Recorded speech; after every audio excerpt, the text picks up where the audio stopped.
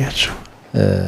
የቀደሙት ሳምንታት ላይ የጉዞ ወደ አላህን ምዕራፎች ወይም መርተባዎች ለማየት እየሞከረን ነበር። የቀደመው ሳምንት አስተዋውሳለሁኝ ከዚህ ከማሰብ ጋር የጉዞውን መልክና መድረሻችንን ቀድሞ ከመተለም ጋር የተገናኙ ሐሳቦችን ለማንሳት ስንሞክር ነበር። እንግዲህ የልብ ጉዟችን የት ነው የሚያደርሰን? በእያንዳንዱ ምዕራፍ የምንተዋቸው ነገሮችና ወደ ህይወታችን ደግሞ የምናስገባቸው ነገሮች ይኖራሉ።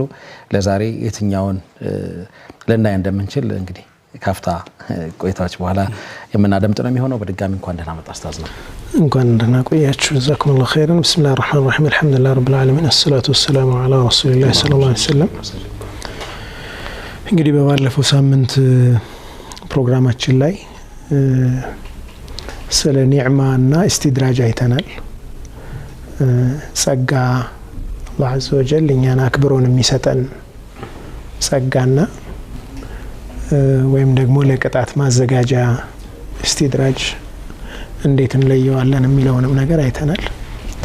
ሚናና ሁጃን አይተናል። በሌላ ቋንቋ የአላህ ትሩፋትና አላህ ደግሞ ማስረጃ እየያዘብን ምክንያቱም ዓድል ነው። አላህ አልዓድል አንዱ ስሙ ነውና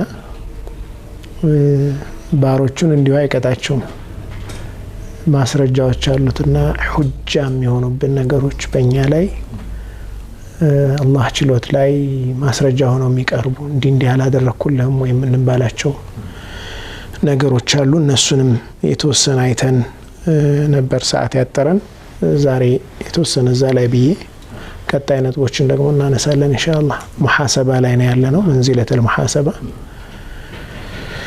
ጉዞውን ማሰብ፣ የምንገዛውን ጌታ ማሰብ፣ የእኛን ደካማነት ማሰብ፣ አጠቃላይ ወንጀላችንን ተቅሲራችንን ከማሰብ ጋር የተያያዙ ናቸው።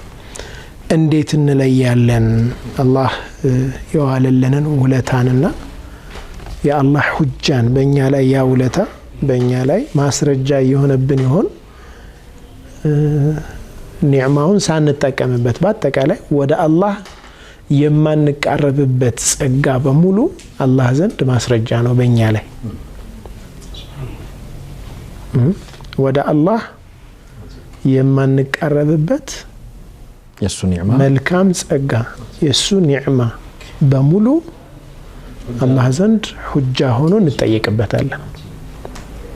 ثم لتسألن يومئذ عن النعيم።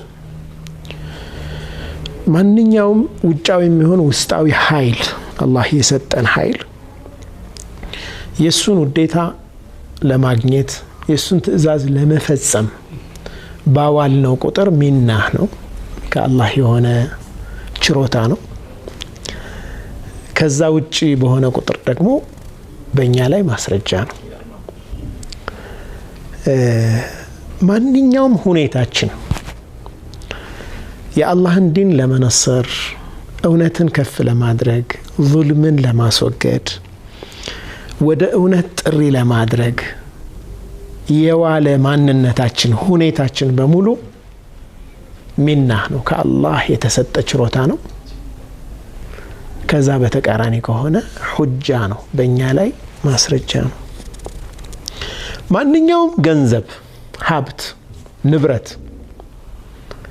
ኢንፋቅ ፊ ሰቢልላህ የተከተለው በአላህ መንገድ ላይ ወጪ ማድረግ የተከተለው ማንኛውም ገንዘብ፣ ሀብት፣ ንብረት በሙሉ ችሮታ ነው፣ ከአላህ የሆነ ችሮታ ነው። ከዛ ውጭ የሆነው ሁሉ በእኛ ላይ ማስረጃ ነው። ለምን ሰበሰብከው? ማንኛውም ሰው ዘንድ ያለን ተቀባይነት ወኩሉ ቀቡልን ፊናስ ሰዎች ዘንድ ያለን ተሰሚነት ቤተሰቦቻችን ጋር ባለ ሰርክል ሊሆን ይችላል፣ የሥራ ባልደረቦቻችን ጋር ባለን ሰርክል ሊሆን ይችላል። በሆነ መንገድ ኢንፍሉዌንስ እያደረግን ተጽዕኖ እየፈጠርን ያለን ሰዎች ቲክቶከርም ሆነን ሊሆን ይችላል፣ ዩቲዩበሮችም ሆነን ሊሆን ይችላል፣ የካምፓኒ መሪዎች ሆነን ሊሆን ይችላል፣ የሀገር መሪዎች ሆነን ሊሆን ይችላል፣ የሆነ ኮሚኒቲ ሊደሮች ሊሆን እንችላለን። ሰዎች ዘንድ ተሰሚነት አላህ የሰጠን ከሆነ ለአላህ መተናነስ አብሮት ያለ ተሰሚነት ሚና ነው።